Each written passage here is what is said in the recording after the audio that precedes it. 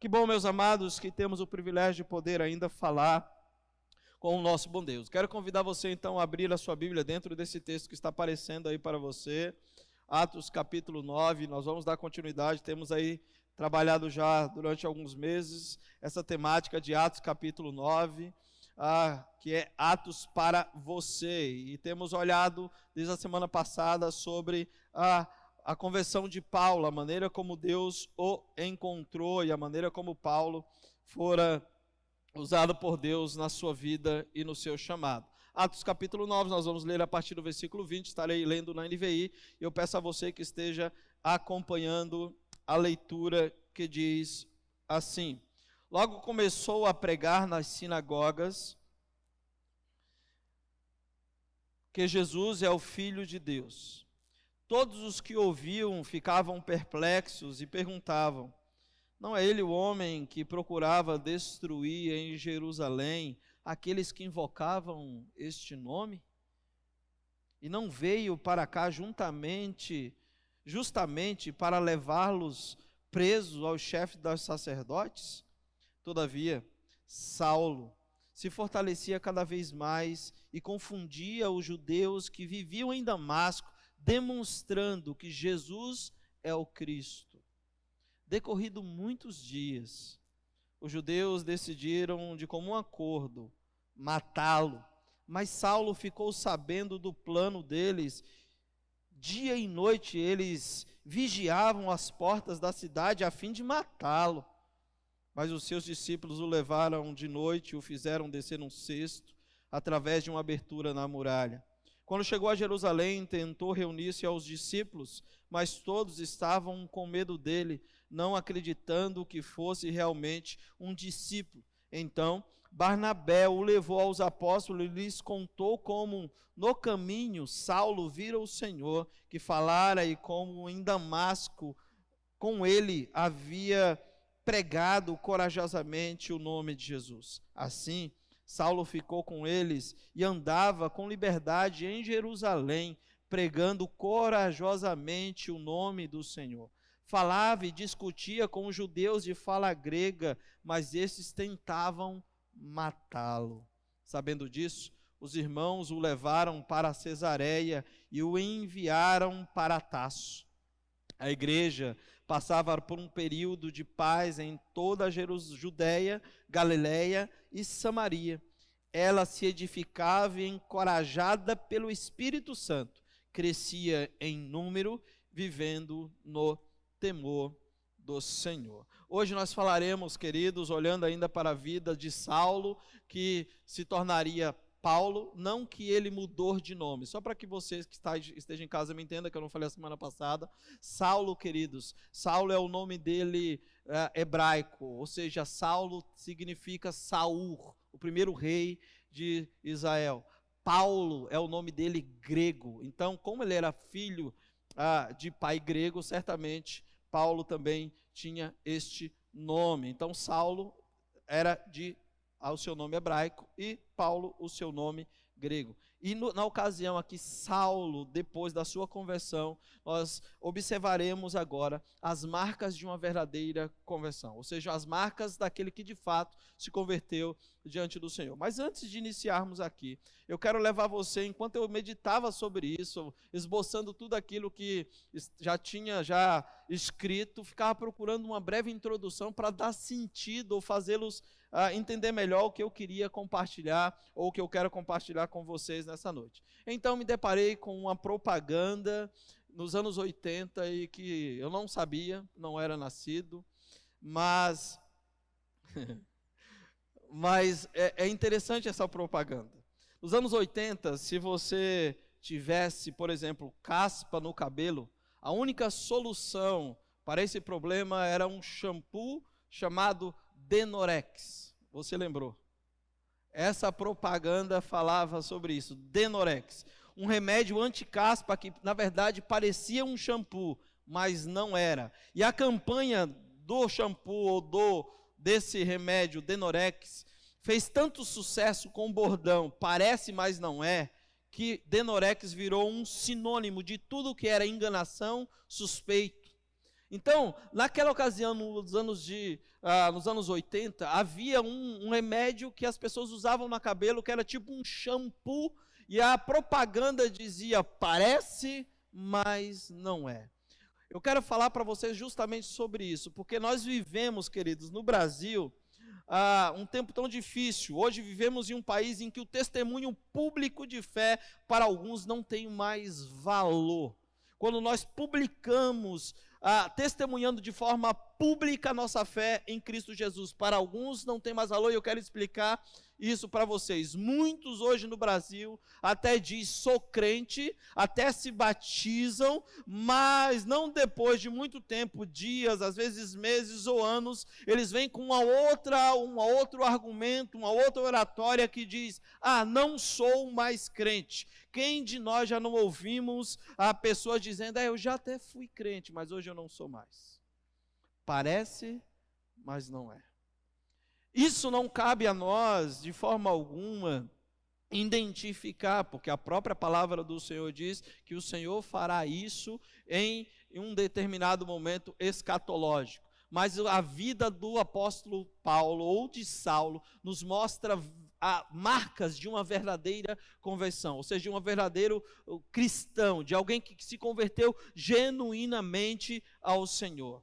Em algumas culturas, para que os irmãos tenham noção, quando a pessoa diz, eu sou crente, é uma coisa muito séria. Isso acontece em especial, acontece especialmente nos países muçulmanos. Quando a pessoa, um árabe ou um muçulmano se converte, ele diz, eu sou crente, ele é crente de verdade, porque ele começa a sofrer algumas perseguições. Vocês irão lembrar algumas campanhas de missões mundiais que fizemos anos anteriores. Nós falamos muito sobre, no período do grupo ISIS, que se levantou no Oriente Médio para perseguir não apenas os cristãos, mas outros que não eram muçulmanos.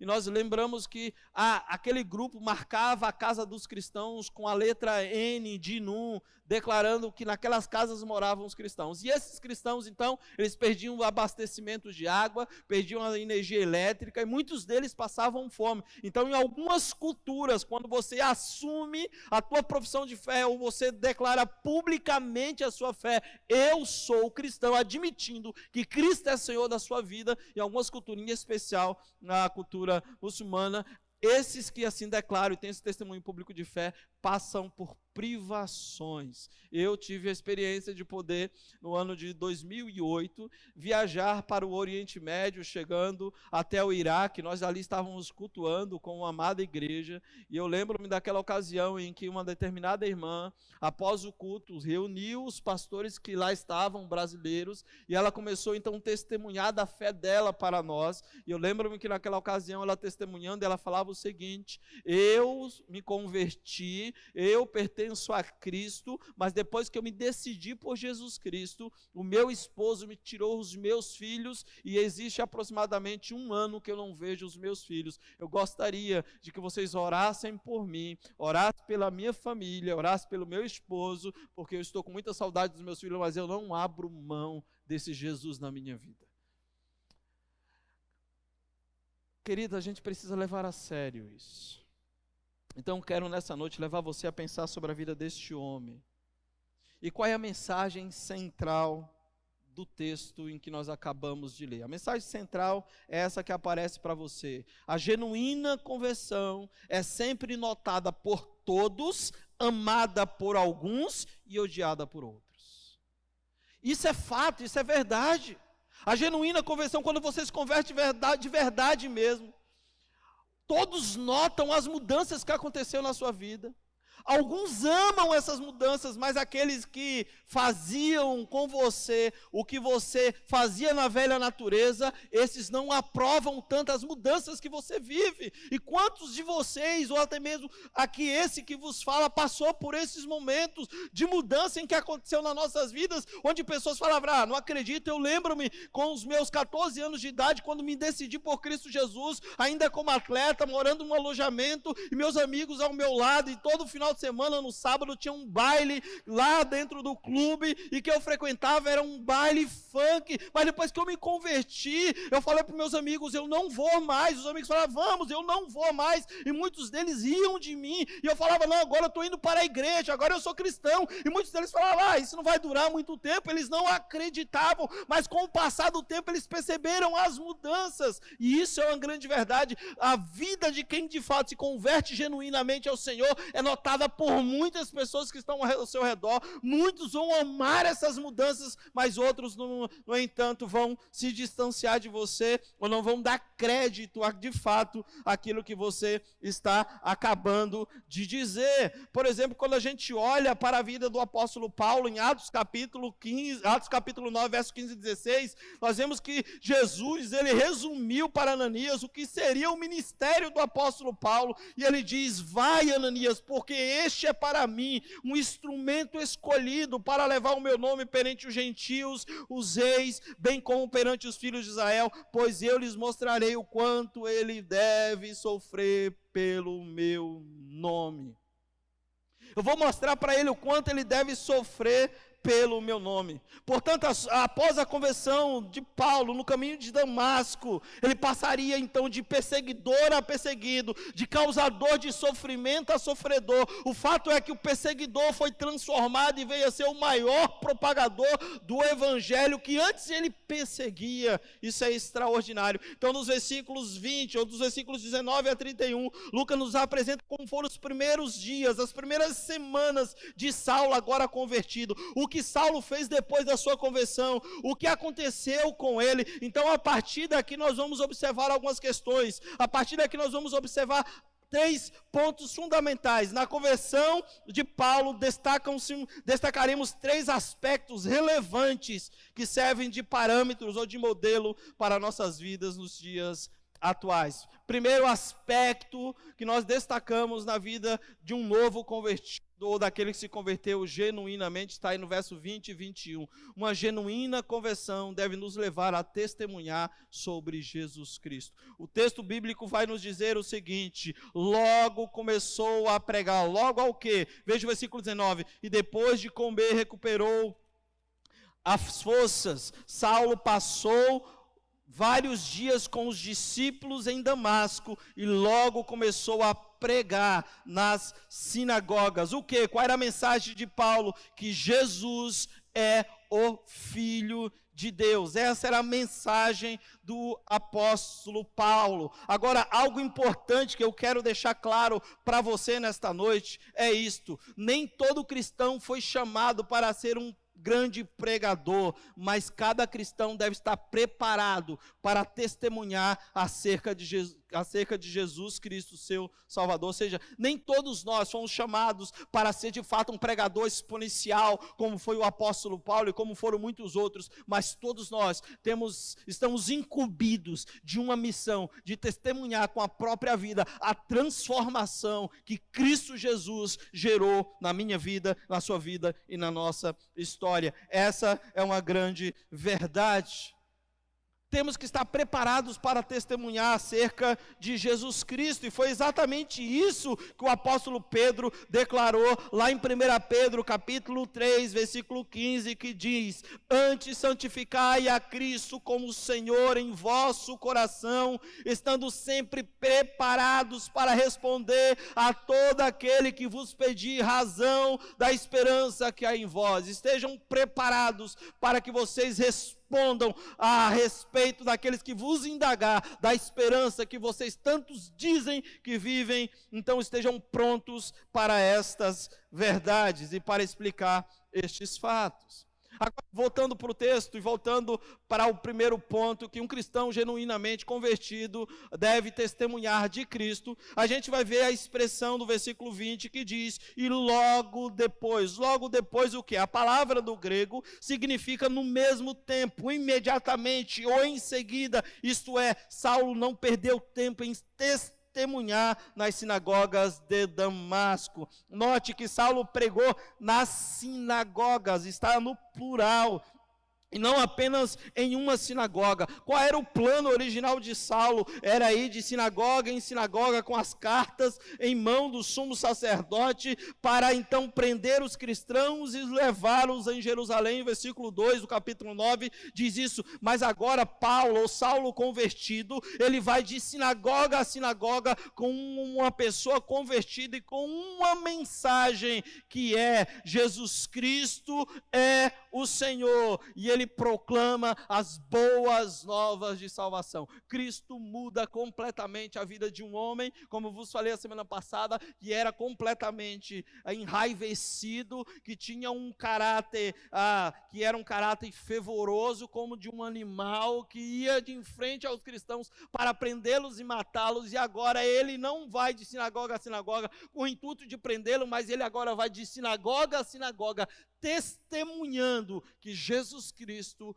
é o Senhor. Meus amados, isso é extraordinário. Talvez você esteja aí me ouvindo e diga assim: pastor, mas eu não posso, como é que eu faço para pregar testemunho? Deixe que as pessoas vejam na sua vida a transformação. Paulo, ele vai testemunhar, mas ele não vai testemunhar o fato de quem ele era no passado. Paulo, ele vai testemunhar de quem ele é agora, da transformação que aconteceu na vida dele. Nós vemos hoje muitas igrejas, queridos, pessoas, e já vimos, eu já participei de alguns cultos assim, onde igrejas colocavam faixas assim: venham ouvir o testemunho do ex-bruxo fulano de tal. Você já ouviu isso?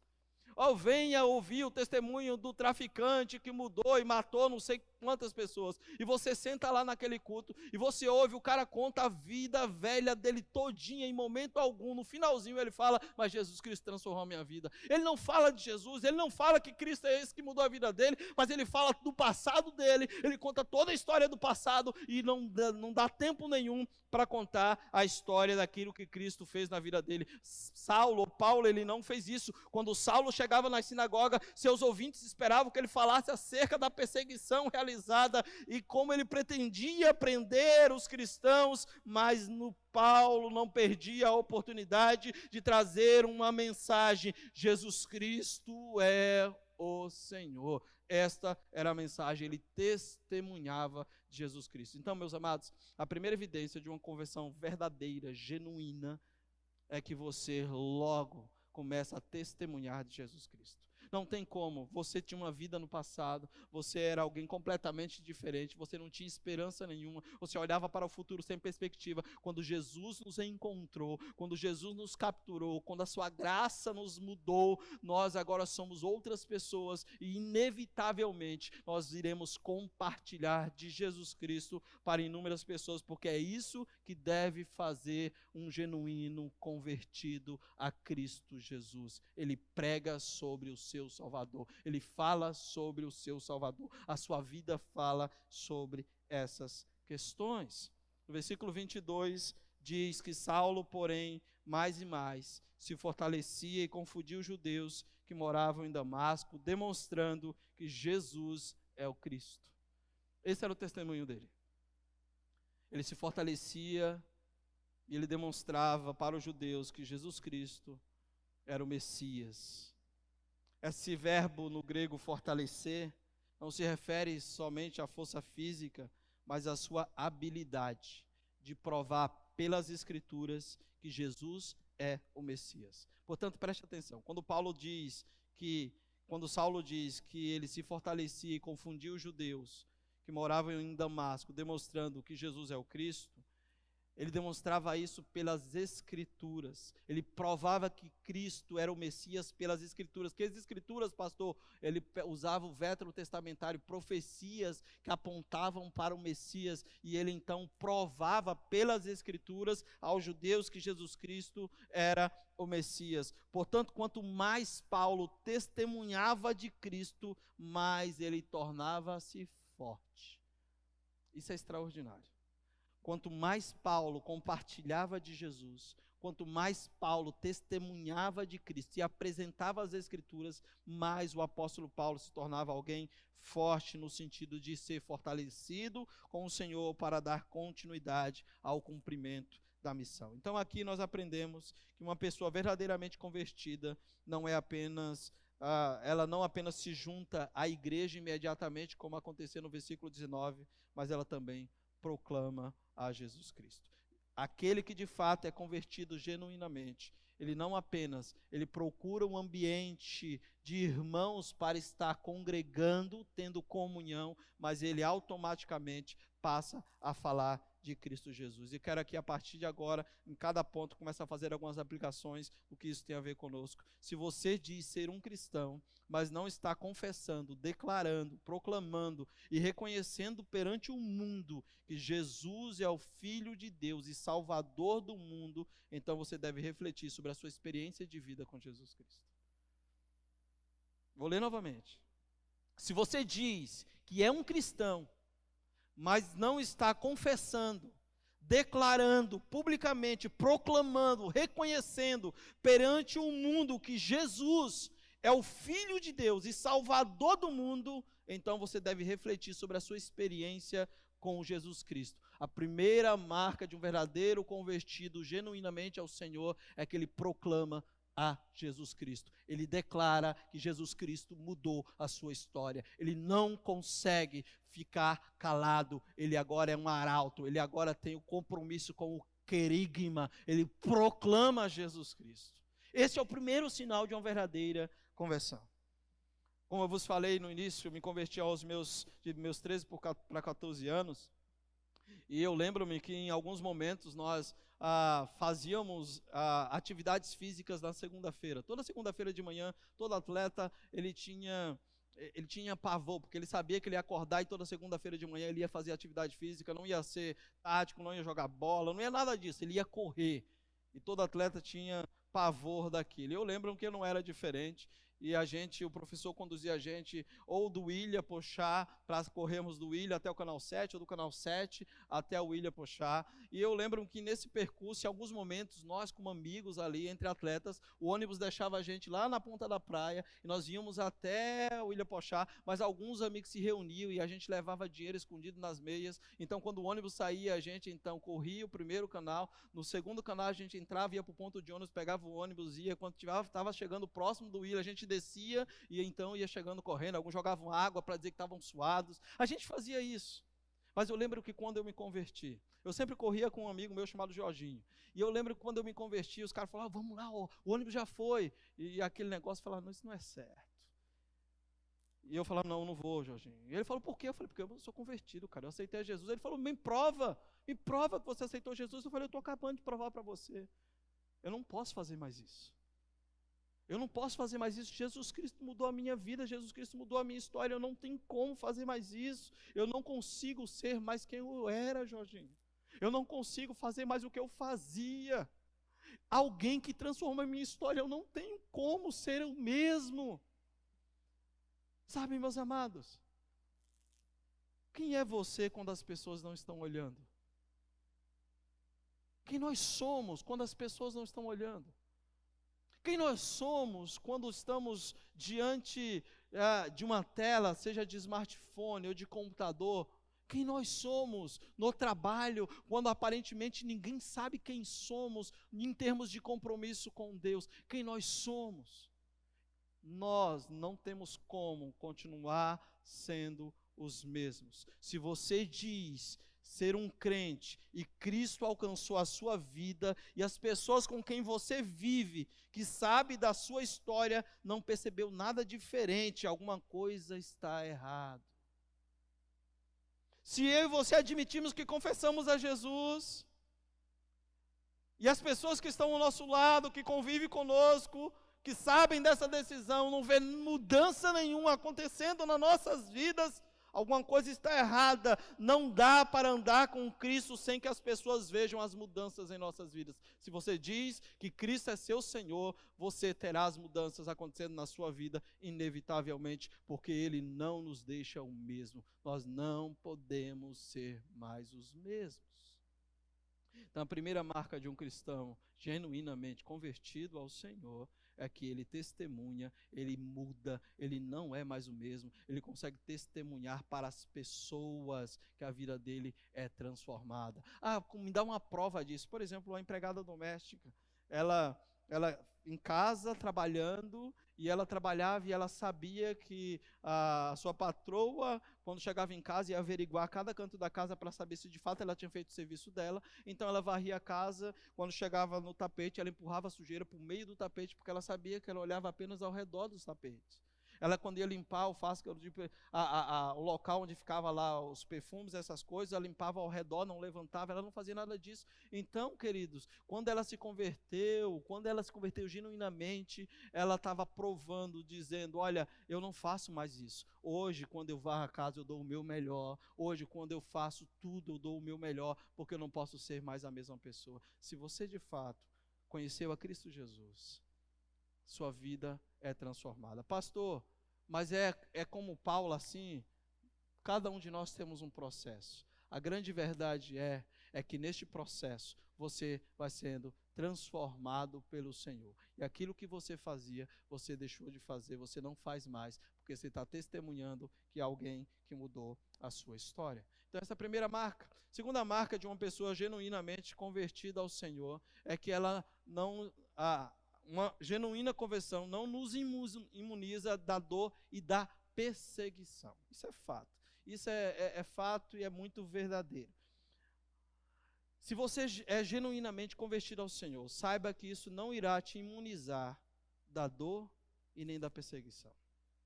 O Senhor já havia dito através para Ananias que Paulo iria sofrer pelo seu nome, que Paulo iria ser perseguido. Portanto, o novo convertido, ou aquele que tem a sua vida transformada, ele deve estar preparado para enfrentar oposição. E isso aconteceu na vida do apóstolo Paulo. É evidente, notoriamente, no texto, isso acontece. Se nós observarmos do verso 23 em diante, isso acontece. Olha lá, decorrido muitos dias, os judeus decidiram de comum acordo matá-lo. Mas Paulo não era o salvo pelo Senhor, a graça não havia alcançado, ele não se converteu genuinamente ao Pai, ele não deve estar imune da dor e da perseguição, não, muito obviamente que não. Mas antes de continuar aqui esse ponto, deixa eu esclarecer algumas coisas para vocês, para que não hajam dúvida. Talvez você em casa esteja anotando no texto que você olha para esse versículo e fala, decorrido muitos dias, os judeus queriam matá-los. Olha só, os judeus, eles queriam matar o apóstolo Paulo, mas é interessante, porque do versículo 22 até o versículo 23, há um hiato de tempo, ou seja, há um espaço de tempo aí, eu quero explicar. Quando o versículo 20 diz que logo após a conversão, Paulo começou a pregar na sinagoga, isso é verdade, imediatamente ele começou a fazer isso. Mas depois de um período de tempo fazendo isso, no versículo 23 diz que decorrido muitos dias, e foram muitos dias mesmo, meus irmãos. Quando o texto fala que decorrido muitos dias, segundo a informação que Paulo nos dá na carta de Gálatas, ele passou 3 anos na Arábia, em Damasco, antes de voltar para Jerusalém. Então, se você ler a palavra de Deus, lá em Gálatas, capítulo 1, versículo 15 e 19, diz assim, mas Deus me separou desde o ventre materno e me chamou por sua graça, quando lhe agradou revelar o seu Filho em mim, para que eu anunciasse entre os gentios. Não consultei pessoa alguma, tampouco subi a Jerusalém para ver os que já eram apóstolos antes de mim, mas de imediato parti para a Arábia e tornei a voltar a Damasco. Depois de 3 anos, subi a Jerusalém. Então, há um hiato de tempo, do verso 22 ao verso 23. Paulo prega em Damasco, depois de um tempo pregando em Damasco, ele sobe, ele não vai para Jerusalém, ele vai para a região da Arábia, que ficava também próximo a Damasco, e ele fica 3 anos aprendendo com o próprio Cristo sobre aquilo que ele deveria falar. Então, depois de 3 anos, ele sai, retorna para Damasco e ele continua pregando. Então, é nesse retorno a Damasco que o versículo 23 diz que agora eles queriam matá-lo. Diante de um rei que era chamado Aratas, que conduzia agora a Damasco, ele deu ordem para que ele fosse morto, depois de 3 anos, meus amados, que Paulo foi então aprender. Por que eu estou falando tudo isso? Porque é necessário você, de fato, ser discipulado, ser acompanhado, ser orientado, mas também é necessário você compreender de que você deve continuar a missão pela qual o Senhor te chamou. Ok? Eu só precisava esclarecer isso para não ficar nenhuma dúvida no seu coração. Como é que eu posso provar que Paulo ficou 3 anos lá na Arábia? Gálatas apresenta isso, e o versículo sequente, ou subsequente, no verso 25, mostra claramente que Paulo tinha passado esse período de tempo. Veja lá o versículo 25. Mas os seus discípulos, como é que alguém genuinamente convertido, depois de 1 semana, tem discípulos?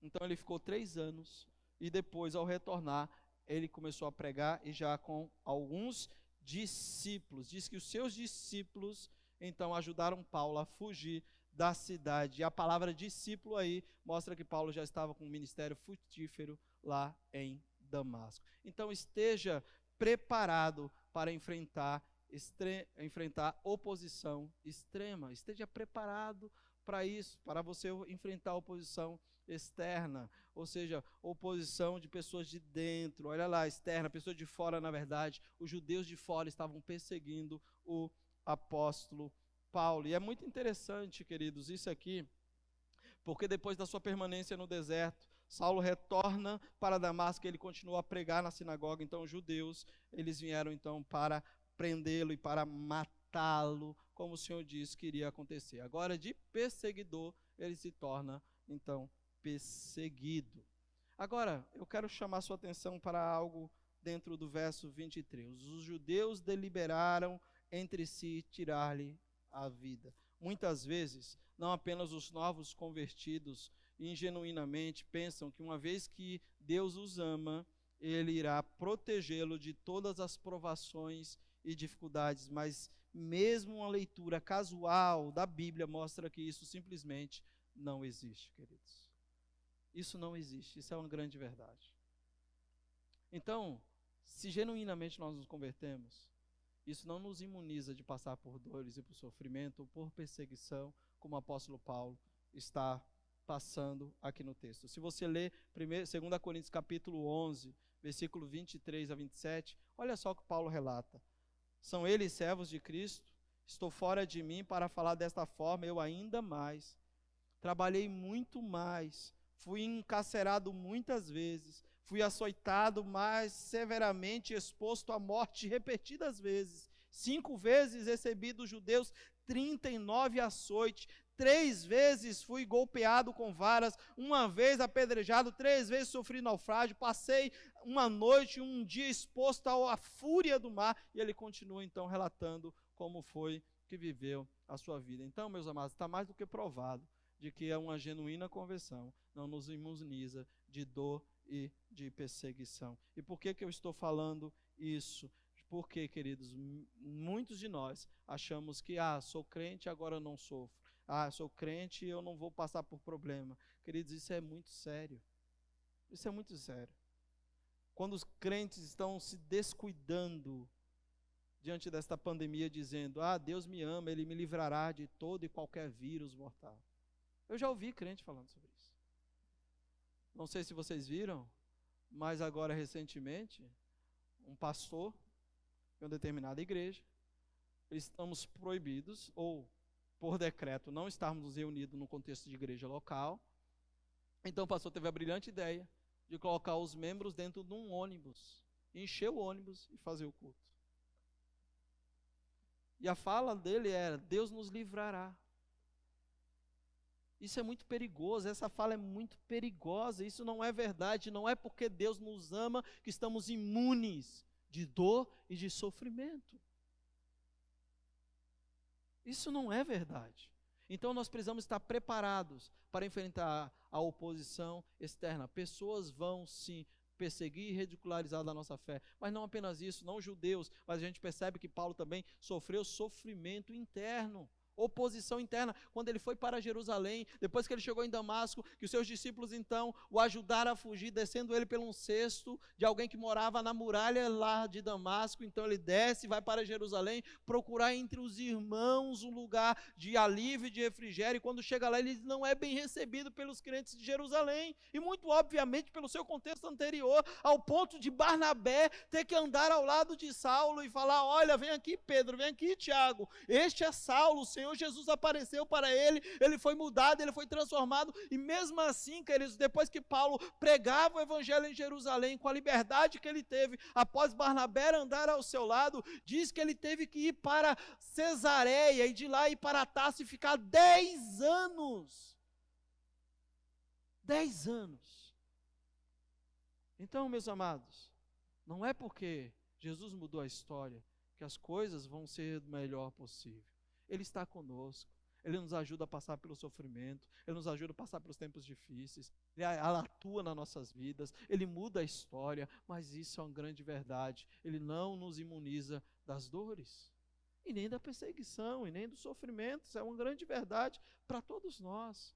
Então, terceira lição que aprendemos hoje, e quero caminhar para concluir, é que uma genuína conversão produz envolvimento com o reino de Deus. Então, a genuína conversão nos leva a pregar o evangelho. Uma genuína conversão não nos imuniza da dor e do sofrimento. Uma genuína conversão produz envolvimento com o reino de Deus. Quem é convertido, ele se envolve com o reino de Deus. Ele não consegue ficar de outra forma a não ser se envolver com o reino do Pai. Se você ler o versículo 19, você vai ver que Saulo, logo depois que recupera as vistas, ele então passa vários dias com os discípulos em Damasco.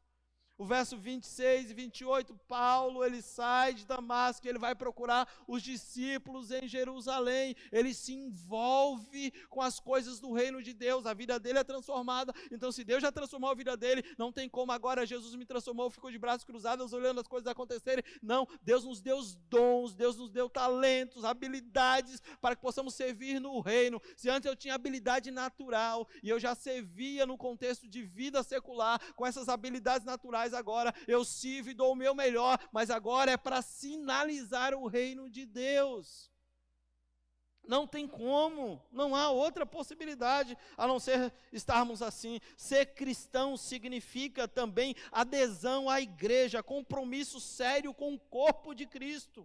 Mas tal envolvimento como igreja está caindo em desuso nos nossos dias. Não é nada incomum ouvirmos pessoas que dizem dizem ser crentes, mas que não têm qualquer envolvimento com a igreja. Não tem qualquer envolvimento com o reino de Deus, tem apenas um nome. Eu quero convidar você a entender de que se de fato você teve um encontro com Cristo, foi transformado por Ele, inevitavelmente você será e você se envolverá com o reino, e você usará os seus dons para sinalizar esse reino na igreja local. Então eu quero desafiar você. Nós estamos sim num tempo de pandemia, estamos impossibilitados por diversas razões, mas esse tempo vai passar, meus irmãos. E você precisa entender que você, como alguém que entregou a vida a Cristo, que teve uma mudança, você deve sim testemunhar, deve sim pregar o evangelho, mas se deve sim se envolver com a igreja, usando seus dons para abençoar o reino, para transformar pessoas, para ser usado por Deus em todas as circunstâncias. Você deve fazer isso. Paulo mostra claramente que ele fez isso. Estamos, queridos, sim, vendo crescer uma nova classe de crentes que são chamados de os desigrejados. São pessoas que resolveram deixar suas igrejas, mas dizem que não desistiram de crer. Querem ser cristãos, mas sem igreja. Querem ser cristãos, mas sem igreja. O fato é que não encontramos em nenhum lugar do Novo Testamento qualquer coisa a respeito de crentes que estejam envolvidos com a igreja e que não sirva. Se houve de fato, meus amados, se houve de fato uma conversão genuína, a pessoa deve estar ligada a uma igreja local. E não é possível ser cristão e viver a vida cristã no isolamento, andando de lá para cá. O cristão que experimentou a genuína conversão deve pertencer a uma igreja local e se envolver responsavelmente com ela. Paulo faz isso e nos mostra que isso acontece na sua vida. Após a sua conversão, Paulo passa a ter um relacionamento com a igreja. Versículo 19 mostra isso. Paulo, ele não apenas passa a ter um envolvimento com a igreja, mas Paulo, ele passa a ser inserido no reino e, com a consciência disso, ele passa então a pregar o evangelho. 3 coisas nos chamam a atenção, indicando o seu envolvimento com o reino de Deus. Ele é batizado, tornando-se membro ou tornando-se parte da igreja do Senhor e do reino. Versículo 19 diz isso, que Ananias chega na casa do apóstolo, chega na casa de Judas, Paulo está lá e ele chega e impõe as mãos sobre Paulo, ora, as escamas caem dos olhos, ele é batizado e em sequência ele começa a se envolver com a igreja e com o reino de Deus. Paulo não apenas ele é batizado, se tornando membro da igreja do Senhor, inserido no reino, mas ele busca comunhão com os irmãos. Em Damasco, Saulo procura ficar com os seus discípulos, ou com os discípulos em Damasco. Quem é convertido genuinamente, ele se envolve, mas ele busca estar em comunhão. Não tem como ser desigrejado. Você precisa entender que fora do corpo você é membro, no corpo você é corpo. Você está junto, está presente, você pode servir ao Senhor. Nós vemos isso, Paulo orientando em 2 Coríntios capítulo 12 a respeito dos dons espirituais. Em terceiro lugar, Paulo passa a pregar a palavra de Jesus nas sinagogas. Você percebe o envolvimento? A genuína conversão produz envolvimento com o reino de Deus. Ele se batiza, ele procura comunhão com os discípulos e em sequência ele prega o evangelho nas sinagogas falando do Cristo. E para concluir, nós chegamos no verso 31, onde Lucas diz que a igreja, na verdade, tinha paz por toda a Judéia, Galiléia e Samaria, edificando-se e caminhando no temor do Senhor e no conforto do Espírito Santo, e crescia em número. Este versículo aponta para uma constatação clara de Lucas sobre a realidade da igreja. Não se trata de uma mera opinião, mas de uma aferição da verdade. Não era um desejo de Lucas, mas uma realidade que a igreja realmente vivia em paz, crescia em número e caminhava no conforto do Espírito. Meus amados, se você for observar aquilo que temos falado desde o início, aquilo que fora falado no capítulo 8, que os judeus não se davam com os samaritanos, se a gente olhar para isso aqui, queridos, a gente vê a atuação do Espírito Santo dizendo que eles tinham paz. Onde? Na região da Galiléia, da Judéia e da Samaria. Eles conviviam de forma harmoniosa, porque o Senhor estava gerando paz entre eles. De que forma eles faziam isso? Edificando-se e caminhando juntos. No quê? No temor do Senhor. E diz então que o conforto do Espírito Santo estava sobre eles e o Senhor fazia com que a igreja crescesse. Eu acho isso extraordinário. É o Senhor quem traz paz para a vida da igreja, é o Senhor que faz sua igreja crescer, e é o Senhor que gera conforto pelo Espírito no meio do seu povo. É o Senhor quem faz isso. E a gente percebe que a oposição, ela não impediu a propagação do Evangelho e o crescimento da igreja. Pelo contrário, Lucas diz que a igreja continuava crescendo, ela tinha paz e era confortada pelo Espírito Santo. O que tudo isso tem a ver conosco? O que tudo isso tem a ver comigo? De que forma nós aplicaremos isso às nossas vidas? Primeiro, a verdadeira conversão nos leva ao compromisso com o querigma, a proclamação do Evangelho de Jesus Cristo. E volto a frisar, se você diz que pertence a Cristo, você deve se envolver com o compromisso do querigma, da proclamação.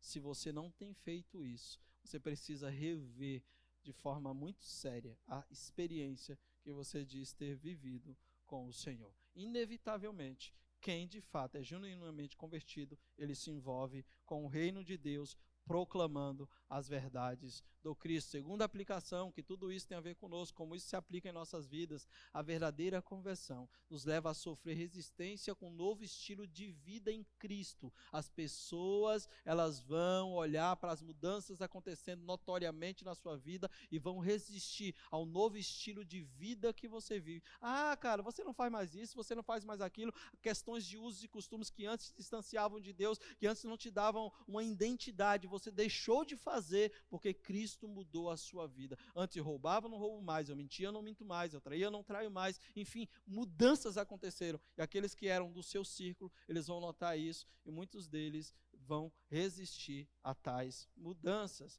E terceira aplicação, que tudo isso tem a ver conosco e como isso se aplica à nossa vida, a verdadeira conversão gera envolvimento com o reino de Deus, com a igreja local.